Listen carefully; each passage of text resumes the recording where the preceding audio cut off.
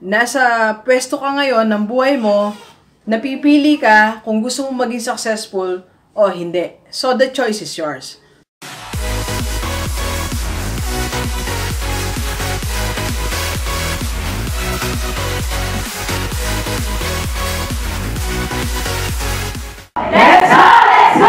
Positively Gilivers, this is Dr. Gigi Sunga from My Can Change Project. Magandang hapon sa lahat ng mga Gilivers natin. And this is the first time po tayo mapanood sa aking YouTube channel. Thank you very much. Please subscribe. Click mo na po yan, Doc Gigi Sunga. Alright, so since success is not an accident, it's a choice. So, piliin mo na maging successful. Alright? So, kung may choice tayo sa buhay between being a failure or being successful, so, doon na tayo syempre doon sa maging successful. Kung binibigyan rin lang tayong choice ng buhay. Hindi naman kasi pagkapanganak mo, okay, ito, hindi naman tayo binigyan ng binigyan ng lugar, pinili, o ikaw, maging successful ka, o ikaw naman, magiging failure ka. Okay? So, hindi naman ganun eh. Binigyan tayo ng choice. Okay? So, nasa pwesto ka ngayon ng buhay mo, napipili ka kung gusto mong maging successful o hindi. So, the choice is yours. So, ano pa hinihintay mo? Siyempre, piliin mo na maging successful. At siyempre, yung pagpili natin para tayo maging matagumpay sa buhay o maging successful, hindi naman siya ganun kadali. Na pag nag-yes ka, nag-no ka, yun na yun. Ano ba, sinabi mo ngayon, Doc G, gusto ko maging successful. And everything will come to you. No. Okay? So, pagpili mo na yon dun sa choice na ginawa mo, meron yung mga kasunod na dapat mong gawin. Hindi siya natatapos dun sa, okay, pinili ko po na, ito na po ako, gusto ko maging successful. No. Pagkatapos ng decision mo na yan, sabi niyo, pagkatapos ng decision mo na yan, may mga kasunod.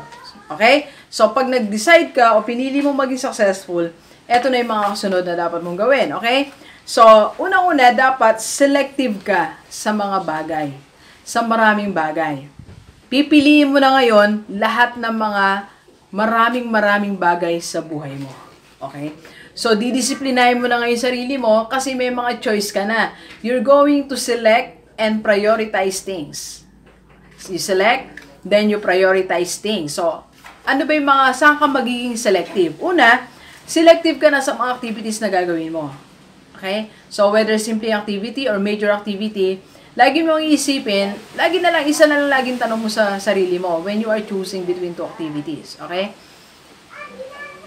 Ang tanong mo lang, magko-contribute ba to sa success ko o hindi? Kung hindi, drop that activity. Kahit gaano ka mo siya kagustong gawin. For example, merong nag-invite sa'yo, okay? So, mag-travel kayo ng, Palawan, yan. O kaya naman ay Baler, o kaya ay Batanes, okay? Mag-travel kayo sa Batanes. But since pag pumayag ka na magpuntang Batanes, okay? So, gagastos ka na, let's say, mga 20,000. And that will hurt your savings. So, mawawala ka sa target kasi meron kang target na savings, di ba? So, pag ginrab mo yung opportunity, sabihin natin opportunity siya na makita mo yung Batanes, pero it will hurt your finances, then drop it. So, do not go to Batanes. Yun yung sinasabing selective activity. So, pipili mo na lang ngayon ano yung activity na makakatulong para dun sa success path na pinili mo. Okay? So, halimbawa pa, yung mga paglabas-labas sa gabi, o kaya naman choosing between two major activities. Like for example, attend ka ba ng seminar, free na siya, or dadalo ka ng birthday. Diba? So, you will be selecting activities na makakatulong para ka maging successful. Okay? Next, you will be selecting your expenses. Nabanggit ko kanina na anong expenses yung dapat mo lang gastusan. O anong activity lang yung dapat mong gastusan. Yung seminar, books, huwag mong panginayang gastusan yan. Okay? So, kahit mahal yan, hindi po pwedeng, sayang naman, Dr. Hindi. Kasi, yan yung pinili mong path, maging successful, may kapalit yan. Hindi ka naman pagising mo, successful ka na. You will go lot of learnings, trainings, di ba? And part of these learnings and trainings, you're going to read books, attend seminars, di ba? So, remember, ang sinishare sa atin ni Chinkitan, di ba? He attended the seminar of Zig Ziglar na mataas ang presyo. Pero sabi niya nga, sometimes it takes one seminar to change your life. So, mula noon, nagkaroon na siya ng higher motivation sa sarili niya. So, ganun yung success. Okay? So, yung success, pipiliin mo yung mga expenses na dapat mo lang gastusan. O maglabas ka ng pera. Alright? So, kung mall lang yan, sale, so, dapat ma-resist mo rin ang mga sale ng SM. Huwag ka na kasi magpunta kung nagsabi lang sa'yo, sale ngayon sa SM, so, punta ka naman. So, may dala kang 2,000, hala, pag-uwi mo, wala na yung 2,000 mo. Okay? So, ano pa po? Selective sa tao na sasamahan mo. Diba? Sabi nga ni Jim Rohn, kababanggit ko kanina sa isang vlog, you are the average of the 5 persons around you. So, dapat pumili tayo ng mga tao sa paligid natin na successful, na may positive mindset, na meron silang mataas ang value nila. So that, in the long run, tumataas na rin value mo kasi nai-imbibe mo na yung habits nila, lifestyle nila, culture nila, yung mga ginagawa nila. Diba? So, try to be selective sa taong sinasamahan mo. Pag nag-post ka sa social media, piliin mo na rin yung mga pinopost mo, diba? Be selective sa mga tao na inahangaan mo rin, di ba? So, wag ka nang mag-support ng mga tao na alam mong they are doing illegal, di ba? So, just try to be associated with successful people, alright? So, ano pa? Yan, magiging selective ka na rin sa company, sa trabahong kumpanyang pagtatrabahuan mo. So, hindi pwedeng ang papasukan mo ngayong trabaho, it will make you a failure. Yung work na salip na tumaas ang value mo or confidence level mo sa sarili mo, bumababa. May mga ganun kasi di ba? May mga boss na parang lalong pinapababa yung tingin sa sarili mo. Di ba? May mga boss naman na minomotivate ka. So, choose the company na may ganung klaseng boss.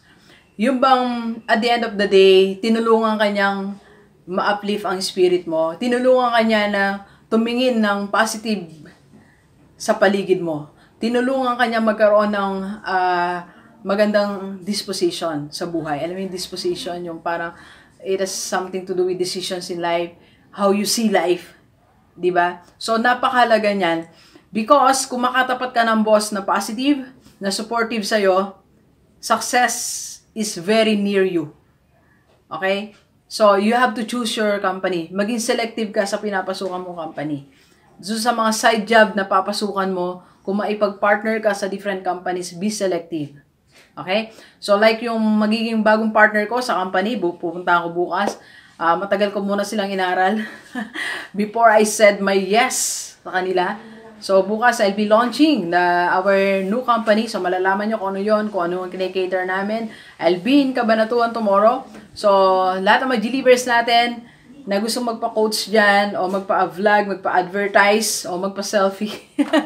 So, nandyan po tayo. Meron akong time sa hapon. So, message nyo lang ako agad-agad para magkita po tayo. Okay? Ano pa? Alright. So, dapat selective ka rin sa mga sa trends, sa pinapakita mo sa marketplace, di ba? Sabi nga ni Jim Rohn, okay, listen, ganito. Be careful when you are in the marketplace. Be careful of your words. Be careful of the things na pinapakita mo sa iyong marketplace. Because your marketplace, sila yung kukuha sa'yo. Sila yung bibili sa'yo. So, wala dapat nagpapakita may bisyo ka sa marketplace. Wala dapat na nagpapakita na nangaapi ka sa marketplace. And even kahit na yan wala ka sa marketplace, di ba? Dapat yung nakikita nila sa'yo sa marketplace is your best. Okay? Because when they see you like that, maganda yung potential, mataas ang value, di ba? So, what will happen? Success will follow again. Kaya sabi ni Jim Rohn, bawal yung panay cash advance sa yung company. Yung company mo, hindi bangko. Okay? Huwag panay cash advance. So, mati-turn off ang boss mo pag gano'n, di ba? Find ways on how to meet both ends or how to augment your needs. Okay? So, ayan, delivers. Ito yung sinasabi ko, lalo ngayong 2019, make a wise choice, okay? Choose the path of a successful people, okay? So, may choice ka naman, di ba? Starting today, may choice ka. And everyday, may choice tayo eh. Pagising mo, may choice tayo. Kung gusto mong maging successful or not. Kung gusto mong yumaman o hindi. Sabi nga ni Bill Gates, di ba? If you are born poor, it's not your fault. But if you will die poor, that's your fault. Okay? So kung mahirap ka ngayon, huwag ka namang mamatay na mahirap pa rin. Okay? So you have to do something. Piliin mo maging successful ka. Okay? Paano simulan yan? Starting today, mag-decision ka. You decide to be successful. Decision lang yan eh. Di ba? Sabi nga nila, you are one decision away from your dream, from your goal in life. Okay? So, pag nag-decision ka na maging successful ka, maging selective ka na sa different activities mo. Dito natin, mga activities, expenses, company, side job, people. Okay? Sa marketplace, be selective. Piliin lang mga gawain, decisions, activities, expenses na makakatulong sa'yo towards being successful. Okay? So, please share this video sa lahat ng mga kaibigan natin, OFW, o kahit dito sa Pilipinas, para sama-sama tayong mabago at umunlad ang ating buhay. Alright, so thank you very much, Delivers. Enjoy the rest of the day, and let's go, let's go!